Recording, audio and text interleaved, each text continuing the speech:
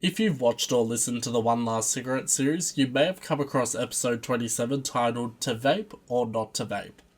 That episode discusses how vapes just continue the nicotine trap and the unknown long-term effects of vaping on our health. What I didn't delve into on this episode though was my own history with vapes, and in this bonus episode, I'm going to talk about how I got hooked into vaping and how I broke the cycle of addiction to mark 1 year of being vape free. If you haven't checked out the To Vape or Not to Vape episode, check it out now in the description. It goes into studies and samples of vapes by Dr. Mehmet Kesimer, PhD, senior author, and associate professor of pathology and laboratory medicine at the UNC School of Medicine. So how did I get into vapes? Well, it actually all started back in 2015 during a trip to Los Angeles. I remember wanting to quit smoking and quitting cigarettes so badly that I wanted to do anything and everything possible, and that's when I discovered vaping. And this was way before I actually successfully gave up cigarettes in the first place. I stumbled across a vape shop completely by accident, and I remember being in this vape shop and everything was so much cheaper compared to a standard pack of cigarettes, even for American prices. I remember looking around and thinking, okay, there's all these refillable liquids, they've all got different flavours. This might be something that I could actually do. So what did I do? I bought a rechargeable vape pen. I remember struggling to actually getting it to work the first time because they're so fucking hard to use. Well, at least for me. And then I remember using this throughout my whole America trip and then thinking, oh, might be something that will last permanently. No, it did not. And that lasted for probably, 2 weeks, if that. Went straight back to smoking cigarettes. And what I found was that I got more and more into the disposable vapes over the period of about 2015 to 2020. More as a party usage. I was still smoking cigarettes at that time up until 2020. So vapes were still far and few in between. When I quit smoking cigarettes in June 2020, I didn't use any other aids. I didn't use vapes. I was actually not working in an office. I was working from home full time.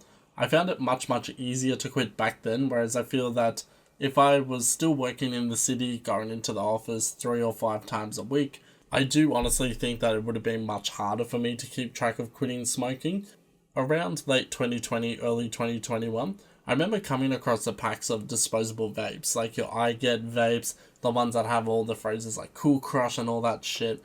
And I remember thinking, oh, maybe this is something that I could use over the holiday period or during periods of high stress. My job at the time was very stressful. I remember thinking at the time that I was doing absolutely everything all at once, and I pretty much was. So I was looking for some kind of avenue to decrease my stress. And I'm telling you now, there are much more healthier methods apart from fucking vaping.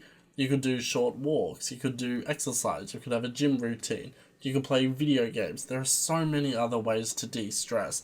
But at the time, I was also looking for a bit of an excuse to tap into my old habits.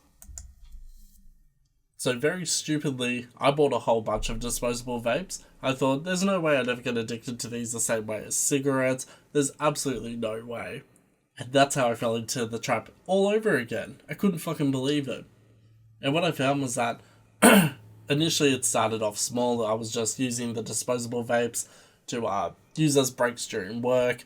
Then it quickly trickled into me using them after work, then having them every morning, having them during walks, having them 24/7. It was so disappointing. And I remember thinking, how the fuck did I get addicted to these vapes? They have no nicotine, right? Wrong.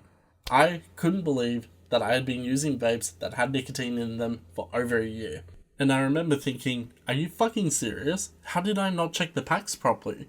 But I remember looking at all the packs. Nowhere did it say that it had nicotine. I had to look at the iGet website to check if it had nicotine or not. And there, it said that it had nicotine. Now, of course, this was back in 2021 to 2022. A lot of changes have happened since then, where Australia has actually made it somewhat illegal to get disposable vapes, but at the same time, they're still everywhere. I was so mad and I was so upset at myself that I couldn't believe I once again fell into the nicotine trap. And I was so mad and disappointed at myself for not properly looking up to see if these vape products had nicotine or not.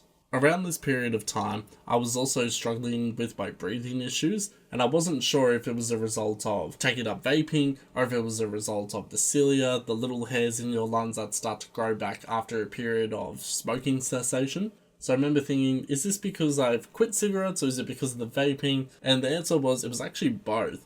So my cilia was growing back, but it was also slowly getting strangled by the vaping, which is no help whatsoever. I continued vaping like this from 2022 to about late 2023, and I remember thinking, I need to quit vaping, but at the same time, the costs were so minimal compared to smoking cigarettes that I thought, no, I can put it off for another week, I can put it off for another month, I can put it off for another year for all I care. And any time I'd set a quit date, I almost never followed through. I always tried to make excuses for it, the exact same way I did with cigarettes. So you're probably wondering, how on earth did I manage to quit vaping then? Isn't it the same nicotine trap as cigarettes? The answer is yes, it just required a little bit of push and also a little bit of action. The first major step to me quitting was actually a suggestion by my colleague Isabella. Shout out to Isabella. What she suggested was that her and I both switch from nicotine vapes to no nicotine vapes. Now at the time I remember thinking, but I've looked everywhere around Sydney. I can't find any no nicotine disposable vapes. Lucky for both of us, there was actually a vape store that was near our work, so I stocked up on a lot of no nicotine vapes. I remember thinking at the time they didn't have the same pizzazz, it didn't have the same, I don't know, zip zap flibbity flabbity as the usual nicotine filled vapes, but I got used to it over a period of a couple of weeks. I found that I was vaping much less compared to when I had the nicotine vapes, but it was still an ongoing thing. So it'd be in the morning, at work, after work, in the evening, on dates, etc. You name it, still vaped. I think at the most I may have gone 24 or 48 hours without a vape. And I had this mindset that it didn't necessarily matter because at least vapes were cheaper than cigarettes. Problem was, vapes were starting to rise in price. It started getting to the point where I was averaging about $17 a day for vapes. Whereas when I quit smoking, I was averaging $28 a day. So the cost had risen exponentially. And I was still under this false pretense that, oh, but vapes are so much cheaper than cigarettes, nothing can go wrong. What made me quit ultimately was my partner. I remember we were in the car, and I would always vape in the car, at his place, my place, etc. And I turned to him and I said, I've set a quit date for this weekend, this will be when my last vape runs out. And I remember he looked at me and he said, sure you will.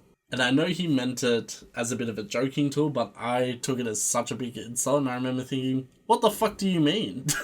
I got so angry. I remember thinking, you don't have any faith in me, do you? It was the rebellious side of me that came out, and I thought, you know what? I'll show you that I can quit vapes, you little bitch. So then I threw out the vape. Well, actually, I handed it to him, and I said, here, take it then. And then I remember thinking, fuck, I wanted to still have that vape. And I was so desperate. And I knew in my heart of hearts that he was absolutely correct. I was never going to give up vaping. I then spent the next 2 weeks struggling with just such weird withdrawal symptoms that I didn't think that I had when I was quitting smoking. Certain things like muscle memory, like I'd reach for a vape pen, I'd reach for a disposable vape sitting at my desk, outside on walks, in the car. And that was the biggest thing, because it's like, why am I reaching for something that's not there? Like, my brain knows it's not there. Why do I have this weird phantom muscle memory about it? So strange. And then from then on, it was almost the exact same as quitting smoking in terms of the lack of withdrawal symptoms. It was all in my head. So I found that after the first 2 weeks, everything got so much easier to the point where I didn't crave vapes, I didn't crave cigarettes, nothing like that. It was a lot easier. But yeah, the first 2 weeks I definitely struggled with that phantom muscle memory, so if you are considering quitting vaping, keep that in mind. Not as something to deter you from quitting, but as something to look out for, because it surprised me, and I thought I'd prepared for everything. I have many regrets about my vaping addiction, the first one being that I wish I never took it up in the first place.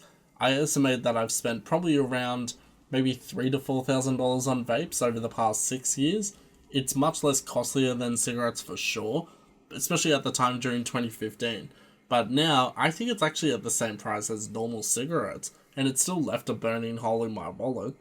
My second regret is not being 100% transparent with the to vape or not to vape episode. I felt that if I continued to talk about the dangers of not vaping, while still being addicted to vaping myself, that it would somehow dampen the quality of the overall One Last Cigarette series. and I realised if I actually spoke about my experience, it would have made that episode much more entertaining. It also would have made it more fully rounded. And lastly, I regret not quitting vaping sooner. Vaping was so much easier to give up compared to cigarettes. If you're in the same boat as me, here's my best advice for what to do. 1. Buy only nicotine-free vapes. 2. Set a quit date 30 days from today. 3. Expect to have weird things like the phantom muscle memory happen for the first 2 weeks, but don't worry, this tapers off quickly. Things like reaching for the vape, feeling for one in your pocket, it's just the phantom muscle memory. You'll have that for the first week at most. The second week, maybe a couple of times a day, if that, but it tapers off so quickly. And you'll be surprised just how much easier it is to quit vaping compared to cigarettes. Thanks for tuning in.